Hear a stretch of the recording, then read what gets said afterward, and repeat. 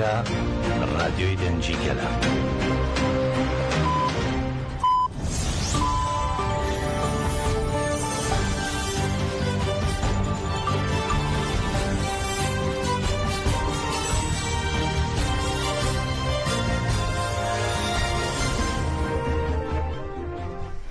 ئەم کاتتان باش بیسەرانی هێزار لە ڕادیۆ دەنگی گەلەوە با یارمەتی هاوکارانم گەشتی هەواڵەکانی ئەمڕۆ هەینی 26 ئەیلولی 2025 سان پێشکەش دەکەین. کاتژمێردا با کاتی ناوەندی ئەوروپایە.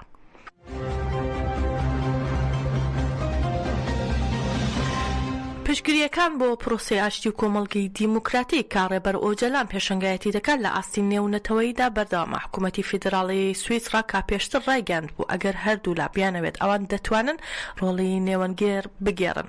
لە وەڵامی پێشنیازێکی نوێدا حکوومەتی فیدراڵی سویسرا هەمان هەڵویستی دووبارە کردوێتەوە.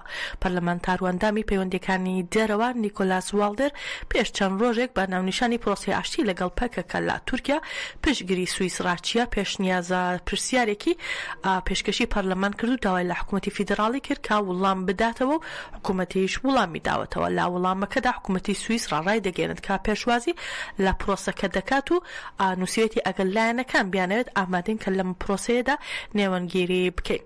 لەبارەی پرسیاری گۆشەگیری ڕێبەر ئۆجەلان و ئازادی ڕێبەر ئۆجەلان حکوومەتەکە ڕای دەگەێنێت کە دەبێت دەوڵەتی تورک بڕیارەکانی دادگای مافی مرۆڤی ئەوروپا دەربارەی دۆزی ڕێبەر ئۆجەلان جێبەجێ بکات و هەروەها دەشڵێت لەبارەی هەلومەرجی زیندانیکردنی عەبدوڵڵا ئۆجەلان سویسرا پشتگیری لە بڕیارەکانی دادگای مافی مرۆڤی ئەوروپا و پێشنیارەکانی کۆمیتەی ڕێگری لە ئەشکەنجەی ئەنجومەنی ئەوروپا دەکات. سویسرا داوا لە تورکیا دەکات ڕێز لە مافەکانی مرۆڤ و سەروەری یاسا بگرێت لە پەیوەندیە دوو قۆڵەکان و سەکۆ هەمەلایەنەکاندا ئەم داوایان لە تورکیا دووپات کردوێتەوە. جیاماژەی سویسرا لە دانوستانەکانی ئاشتی لە دوای شەڕدا باڕۆڵی نێوەنگێڕانە و چاودێریکردنی لایەنەکان دەناسرێتەوە.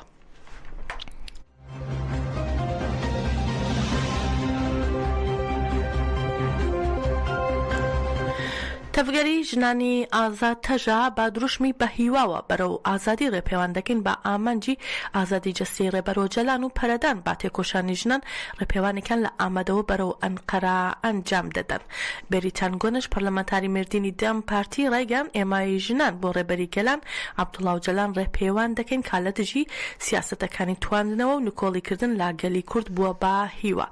دەشڵن ڕێبەری گەلان عەبدوڵڵا ئۆجەلان لە هەموو دەرفەتێکدا داوای چارەسەری دیموکراتیانی پرسی کورد دەکات و تاکە بەردەنگی چارەسەری. هەروەها بەریتان گۆنەش ئاماژەی بەوەش کرد کە بانگەوازی لەو دەسەڵاتە دەکەین کە یاساکانی خۆی پێشل دەکات و سیستەمی گۆشەگیری ئێمراڵی بە نەبوو دادنێت ناچار لەسەری دەیسەپێنێت و ئازادی ڕێبەر ئۆجەلان ئازادی ئێمە ژنان و گەلانە. هەروەها دەشڵێن ڕێگەی چارەسەری ڕاستەقینە کۆتایی هێنانە با سیستەمی گۆشەگیری ئێمراڵی و بەریتان گۆنەش ڕاشی گاندووە ناسنامەی دیموکراتیزە بوونیش بۆ کۆمەلگا ئازادی ڕێبەر ئۆجەلان و ئافراندنی هەلومەرجی ئازادی ڕێبەرمان ڕێگەی ئاشتی و دیموکرات بوون دەکاتەوە و ڕێبەر ئۆجەلان کارکتەرێکی سەرەکیە بۆ ئاشتێکی هەمیشەیی لە ڕۆژهەڵاتی ناوین بۆیە دەبێت هەلومەرجی ئازادی کارکردنی بۆ بڕەخسێت.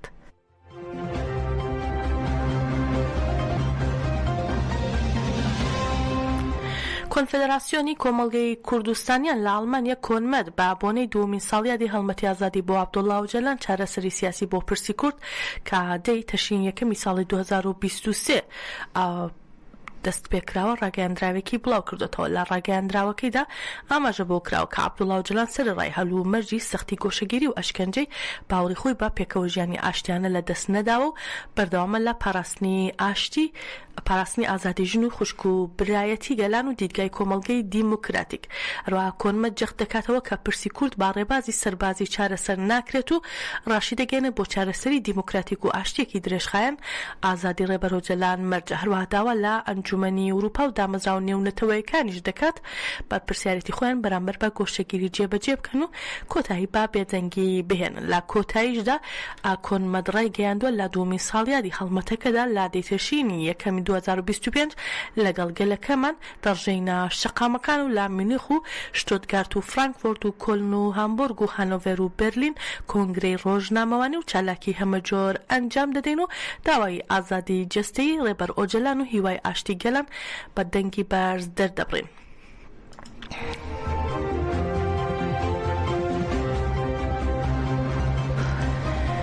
نوێنەری ئەنجومەنی سووریای دیموکراتیک مەسەدە سینەم محەممەد لە میدیای دیجیتاڵی خۆی پامێکی بڵاو کردوتەوە نووسیوێتی لە پراوێزی کارەکانی کۆمەڵی گشتی نەتەوەی گرتوەکان چاوی بە وەزیری دەرەوەی سعودیا کەوتووە.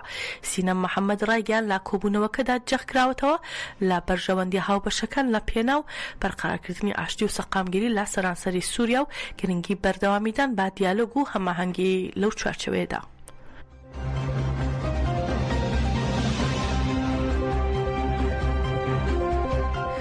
فدراسیۆنی عەلەویەکانی دیموکراتیک فەدا و یەکێتی ژنانی عەلەوی دیموکراتیک داکەب دەربارەی دەستبەسەرکردنی ڕۆژنامەنووس و پێشکەشکاری مێدیا خەبەر تیڤی هەواڵ ئارسەلان ڕاگەیاندراوێکی بڵاو کردووەتەوە و ڕایگەیاندووە هەواڵ ئارسەلان خەباتکارێکی چاپەمەنیە کە لەلایەن ڕێکخراوەکانی چاپەمەنی جیهانیەوە لە نزیکەوە چاودێری دەکرێت و لەلایەن دامەزراوە ئەمنیەکانی ئەوروپاوە ناسراوە. ئێمە ئەم مامەڵەی بەرامبەر با ئەو بە کەمتر خەمیەکی گەورەی یاسایی و دیپلۆماسی دەبینین. فەدا کە بە ئاماژیان بەوش کردووە کە هیوادارین ئەرسەلان کە وەک هاوڵاتیەکی کورد عەلەوی و ژن لە بواری میدیاییدا تێکۆشان دەکات و ناونیشانی کار و ماڵی دیارە دەستبەجێ ئازاد بکرێت و بەرپرسانی پەیوەندیدار بەهۆی ئەم هەڵەیەوە با فەرمی داوای لێبوردنی لێ بکەن.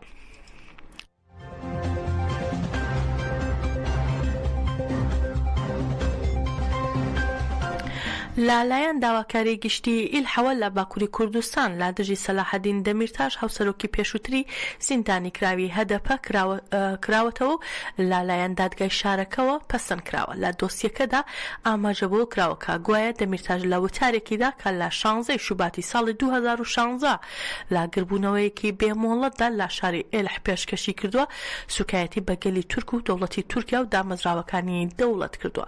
دۆسیەکەی دەمیرتاش پەیوەستە بە مادەی 301 یاسای سزادانی تورکی کە دەڵێت ئەو کەسەی کە بە ئاشکرا سوکایەتی بەگەلی تورک حکوومەت پەرلەمان و دەوڵەتی تورکیا و دامەزراوەکانی دەوڵەت دەکات بە 6 مانگ تاوەکو 2 ساڵ زیندانی کردن سزا دەدرێت.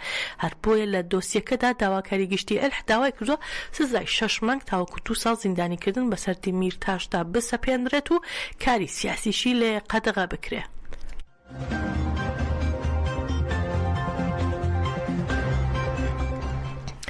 لە چوارچێوەی پارێزگاری کۆمەڵگەی زەدی لە خاک و بەڕێوەبەری خۆسەری شەنگال بیسگەنجی زەدی دوای تەواوکردنی خولی ڕاهێنانی سەربازی بەشداری نێو ڕیزەکانی یەکینەکانی بەرخۆدانی شەنگال یەبەشە بوون. گەنجانی زەدی لە ئاکادەمیای دەروێش عەبدی لە خولی ڕاهێنانی شەهید فەداکار بۆ ماوەی مانگێک پەروەردەی ئایدۆلۆژی و سەربازیان وەرگرتووە و پەروەردەکە بە ئامادەبوونی بنەماڵی شەروانە نوێیەکان و نوێنەرانی دام و دەستگای کۆمەڵگەی ئیزەدی بە مەراسمێکی جەماوەری کۆتایی هاتووە.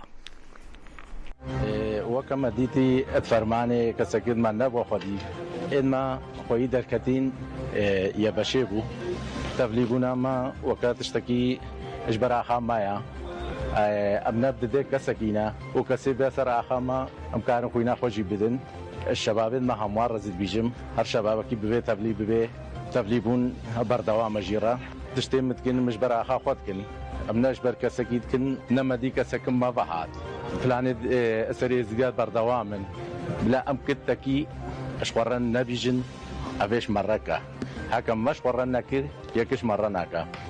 2014 فەرمان هاتە سەری ئێزدیا هەواڵێ پەژێت مەتەلەن هاتنە هەریکاریە گەلێ مەکن و ئەو گەلێ وان ژی مەتەلەن یا پەژە مە پەروەردە بر مەدید مەتەلەن هەکە یا پەژە نامەوجود بە چێت بێ فەرمانە گرانتر بە یا پەژە گەلێ مساعدە گەلێ مەکرد پشتی کەمڕەڤین مە نزانانی پەژە چیە و مە نزانانی چاوە مە نزانانی چ فیدێن مەدکە یا چ خسارێن مەدکە ئەم هاتن ئەگەلێ خۆ مەتەلەن شنگالێ تەبلی ڕێخستنی بوون تەبلیە پەژی بوون سەرۆکاتی بر فکرێ سەرۆکاتی مەبر منو زانی مەتەلەن چاوایە و کی دشمنێ مایە و منو دشمنە خۆ ناس کرد من نزانی مەتەلەن یا پەژە وسا مەڕە قەنجە و یا پەژە وسا گەلێ مەڕە قەنجە فکرێ سەرۆکاتی مە نزانی حتام چوونە کوردستان.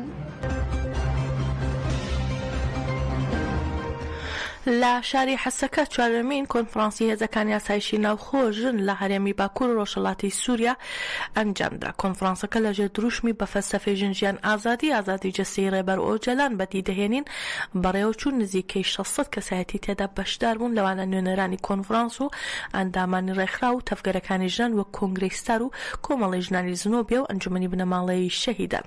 سەرەڕای ئەوانش نوێنەرانی خۆبەڕێوەبەری ڕۆژاوای کوردستان و ئەندامانی هێزەکانی ئاسایشی ناوخۆ ژنان لە بەشە جیاوازەکانەوە ئامادە بوون لە کۆنفرانسەکە. لە کۆنفرانسەکەدا چەندین وتار پێشکەش کرا کە لەلایەن نوێنەرانی ئەنجومەنی بنەماڵی شەهیدان و یەکینەکانی پاراستنی ژن یەپەژە و خۆبەڕێوەبەری ڕۆژاوای کوردستان و کۆنگرەی ستار و پارتی یەکێتی دیموکراتیک پێدەوە پێشکەش کران. کۆنفرانسەکە دوور لە چای میدیاکان و بەبێ دەرکردنی هیچ ڕاگەیاندرا و ڕاستپاردەیەک کۆتایی پێهاتووە.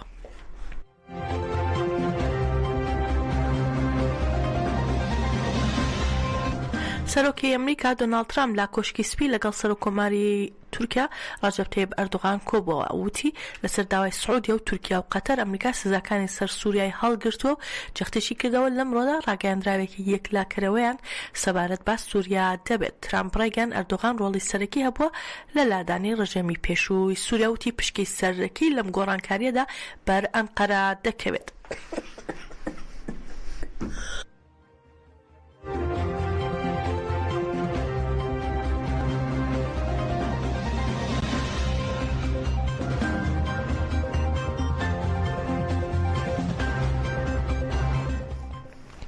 ببورن ترامپ دووباتی کردەوە کە لە یەکتێگەیشتن لەگەڵ تورکیا کلیلی سەقامگیریە لە هەرێمەکە و واشنگتن هەماهەنگی زیاتر دەکات لەگەڵ ئەنقەرە پەیوەست بە دۆسیە ئەمنی و سیاسیەکان. لای خۆشیەوە ئەردوغان ڕایگەیاندووە کە لەم سەردانیدا بۆ واشنگتن هەڵی بۆ ڕەخساوە گفتوگو لەسەر چەندین دۆسیە بکات لەوانش هەماهەنگی سەربازی و گرێبەستی چەک لەگەڵ پتەوکردنی پەیوەندیە بازرگانیەکان.